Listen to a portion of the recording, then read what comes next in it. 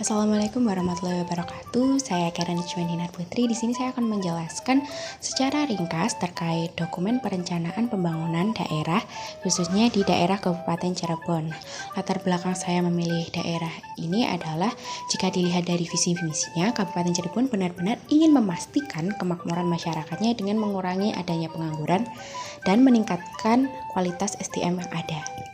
Nah, dengan membawa visi terbangunnya sumber daya manusia yang beriman dan produktif menuju masyarakat Kabupaten Cirebon yang sejahtera, ada beberapa hal yang mengindikasikan terwujudnya capaian dalam visi tersebut, yakni yang pertama, adanya capaian kinerja pembangunan di Kabupaten Cirebon yang saat ini telah menurunkan angka kemiskinan dengan rata-rata 0,47%. Nah, yang kedua, angka capaian IPM atau Indeks Pembangunan Manusia Kabupaten Cirebon dari tahun ke tahun juga selalu meningkat dengan rata-rata 0,688% per tahunnya. Nah, adapun aspek yang berkontribusi sendiri yaitu berasal dari indeks pendidikan dengan 77,90 poin, kemudian ada indeks kesehatan dengan 69,93 poin. Kemudian yang ketiga, capaian pada bidang pendidikan yaitu di mana angka melek huruf atau tingkat literasi itu mengalami kenaikan dari 92,50% menjadi 93,52%. Nah, selain adanya capaian tersebut, ada pun perkembangan yang terjadi di Kabupaten Cirebon, yaitu dilihat dari tingkat pendapatan per kapitanya. Pendapatan per kapita di Kabupaten Cirebon sendiri itu cenderung mengalami kenaikan. Kemudian, dengan adanya perkembangan infrastruktur, sumber daya manusia, peluang investasi, pemantauan dan pengawasan kepada perusahaan itu telah mendorong adanya pertumbuhan investasi di wilayah Kabupaten Cirebon. Nah, di sisi lain terdapat permasalahan yang harus dihadapi, yaitu peningkatan investasi dan perkembangan ekonomi di mana pemerintah harus menghadapi masalah, yaitu berupa prosedur perizinan, belum adanya jaminan kepastian hukum, masih terbatasnya infrastruktur wilayah, kemudian adanya menurunnya kontribusi sektor pertanian seiring beralihnya tenaga kerja ke sektor lain. Hal tersebut dikarenakan belum optimalnya pengembangan nilai komoditas, keterbatasan sarana prasarana teknologi pertanian, dan adanya ketidakseimbangan biaya produksi. Nah, terakhir yaitu permasalahan dalam sektor UMKM, yaitu keterbatasan kemampuan sumber daya manusia dalam mengelola UMKM, terbatasnya jejaring kerja, pemasaran, permodalan, peralatan, dan lain-lain.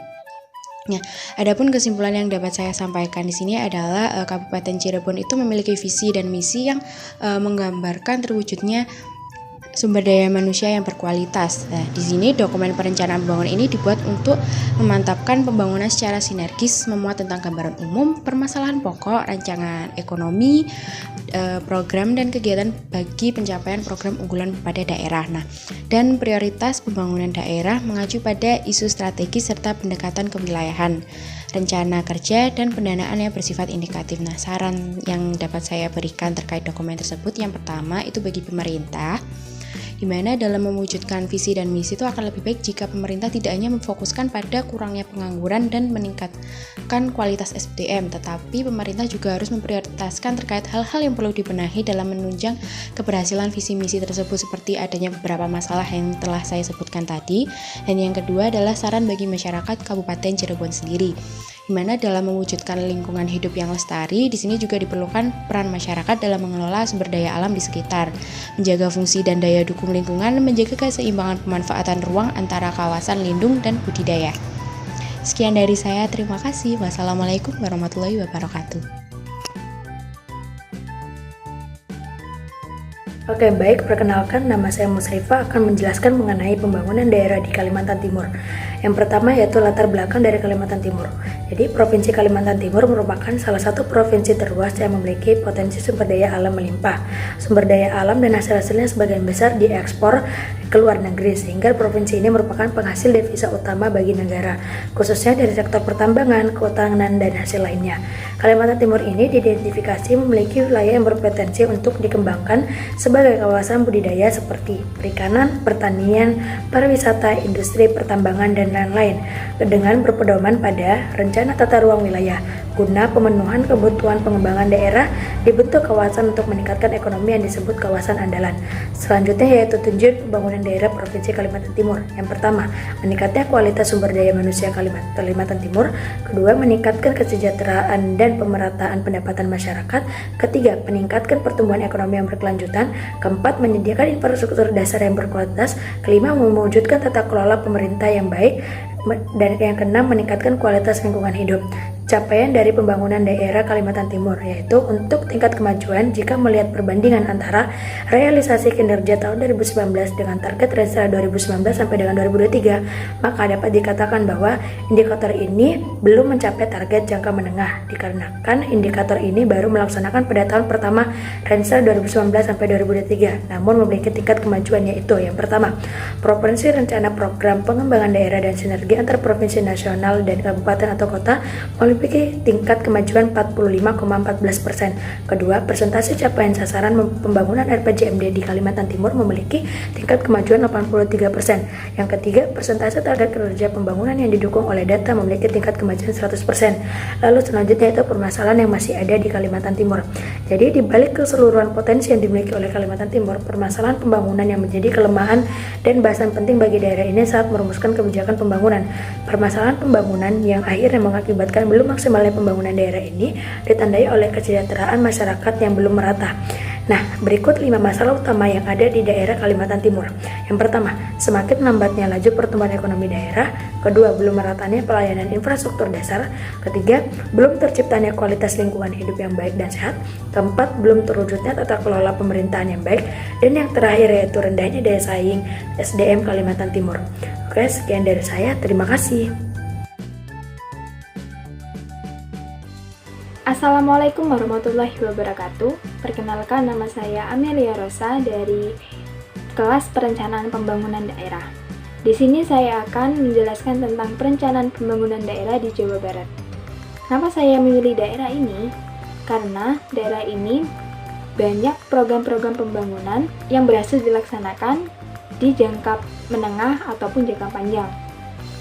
Hal tersebut dikarenakan indikator makro yang menunjukkan perkembangan positif di setiap tahunnya. Indikator makro yang dimaksud meliputi persentase penduduk miskin, tingkat pengangguran terbuka, indeks Gini, dan laju pertumbuhan ekonomi.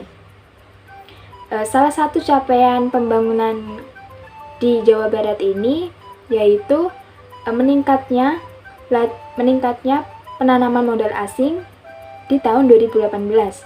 Berdasarkan laporan kinerja instansi pemerintah atau LKIP di Provinsi Jawa Barat tahun 2018, capaian investasi PMA dan PMDN jauh lebih besar jika dibandingkan dengan target yang telah dibuat di RPJM tahun 2013 sampai 2018.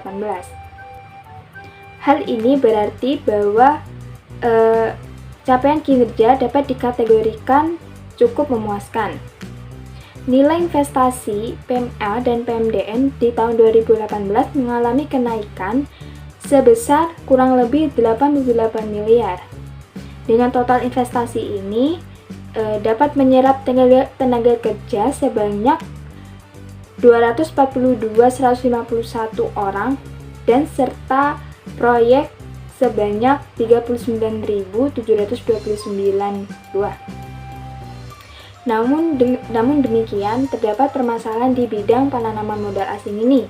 Yang pertama, realisasi investasi kabupaten atau kota belum merata. Yang kedua, belum optimalnya serapan tenaga kerja lokal pada kegiatan atau perusahaan PMA dan PMDN. Dan yang ketiga, menurunnya realisasi PMA di tahun 2017 sebesar 68,67 triliun.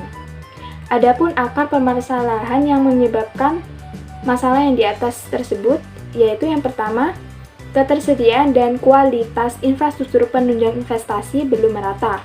Yang kedua, belum sesuainya kualifikasi angkatan kerja lokal dengan pasar tenaga kerja. Dan yang ketiga, dinamika sosial mempengaruhi kepastian dan keamanan berusaha. Dengan uraian di atas tadi, maka dapat disimpulkan bahwa perencanaan pembangunan daerah di Jawa Barat dapat dikatakan baik. Hal ini dapat dibantu dengan indikator makro yang setiap tahunnya berkembang secara positif, yang pada akhirnya capaian kinerja pembangunan yang berhasil. Dan saran untuk perencanaan pembangunan ini adalah harus dijadikannya musrenbang yang optimal, sehingga sedikit kecil kemungkinan terjadi permasalahan di setiap bidang program kerja yang telah dibuat. Demikian penjelasan tentang perencanaan pembangunan daerah Jawa Barat. Kurang lebihnya mohon maaf. Wassalamualaikum warahmatullahi wabarakatuh. Assalamualaikum warahmatullahi wabarakatuh. Pada video kali ini saya akan membahas tentang perencanaan pembangunan daerah Provinsi Jambi. Latar belakang utama mengapa saya memilih Provinsi Jambi sebagai bahasan kali ini karena merupakan asal tempat tinggal saya sendiri, dan permasalahan yang ada di sini tuh seperti sudah turun menurun tak kunjung selesai. Nah, sebelum pembahasan lebih lanjut, ada beberapa visi misi yang perlu diketahui. Untuk visinya itu, terwujudnya Provinsi Jambi lebih maju, aman, nyaman, tertib, amanah, dan profesional di bawah ridho Allah Subhanahu wa taala.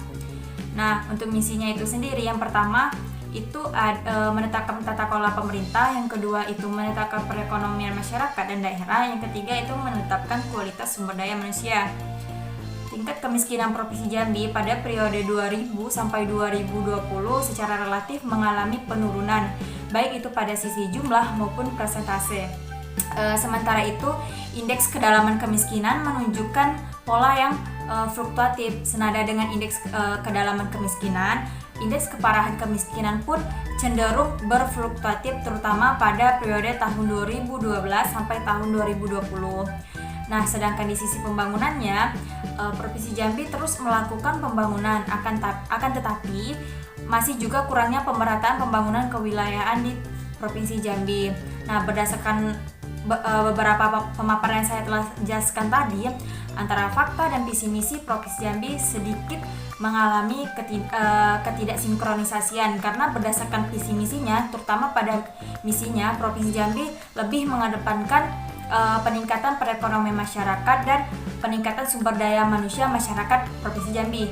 Akan tetapi fakta di lapangannya, Provinsi Jambi lebih memfokuskan dan mengutamakan pembangunan kewilayahan, seperti salah satunya itu perbaikan jalan yang terus-menerus. Nah, harapan saya sebaiknya pemerintah Provinsi Jambi juga fokus pada pemberdayaan sumber daya manusia masyarakat Provinsi Jambi dengan program-program seperti beasiswa, pelatihan-pelatihan, berbagai macam sosialisasi, dan lain sebagainya. Sekian dari saya. Wassalamualaikum warahmatullahi wabarakatuh. Assalamualaikum warahmatullahi wabarakatuh. Perkenalkan, nama saya Muhammad Kurniawan Sregar, mahasiswa Inbon dari Universitas Lambung Mangkurat dengan NIM 6321010200013. Di sini saya ingin menjelaskan tentang perencanaan pembangunan dari daerah Kota Banjarbaru, Kalimantan Selatan. Kota Banjarbaru adalah salah satu kota di Provinsi Kalimantan Selatan dengan luas wilayah 37.130 hektar atau setengah luasnya Jakarta. Dahulu merupakan sebuah kota administratif yang dimekarkan dari Kabupaten Banjar. Kota Banjarbaru berdiri berdasarkan Undang-Undang Nomor 9 Tahun 1999. Setelah munculnya undang-undang tersebut, Kota Banjarbaru menandai berpisahnya dengan Kabupaten Banjar. Sebelumnya sempat mendapat predikat sebagai kota administratif tertua di Indonesia. Nah, sebelum membahas poin selanjutnya, saya mau memberitahukan bahwa pada Agustus 2020 lalu, Wali Kota terpilih Banjarbaru, Bapak Najmi Adani, meninggal dunia dikarenakan COVID-19, sehingga digantikan oleh Wali Kota terbaru, yaitu Bapak Haji Muhammad Aditya Mufti Arifin. Untuk permasalahannya sendiri di Kota Banjarbaru, yaitu pandemi COVID-19 yang terjadi sejak awal 2020 hingga saat ini. menyebabkan angka indikator ekonomi merosot dan pendapatan daerah pun menurun. Sehingga perlu dukungan pusat untuk melaksanakan pembangunan agar sesuai dengan target yang ditetapkan.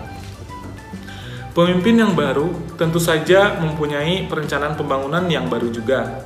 Sejauh ini, beberapa rencana pembangunan yang akan dilaksanakan selama kepemimpinan Wali Kota Banjarbaru yang terbaru, yaitu Bapak Haji Muhammad Aditya Mufti Arifin, adalah rencana pembangunan Sport Center, rencana pembangunan eks lahan tambang Galuh Cempaka untuk dijadikan embung besar, yang mana daerah ini meliputi 3 kecamatan, yaitu Cempaka, Landasan Ulin, dan Liang Anggang. Selain itu, pembangunan Landasan Ulin dan Liang Anggang sebagai pintu gerbang Kalsel dan ibu kota negara yang baru dan pengurangan daerah kumuh di kota Banjarbaru.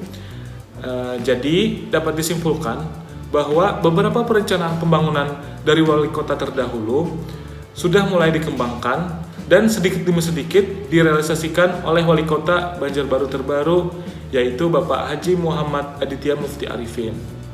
Mungkin itu saja yang bisa saya sampaikan. Terima kasih. Assalamualaikum warahmatullahi wabarakatuh.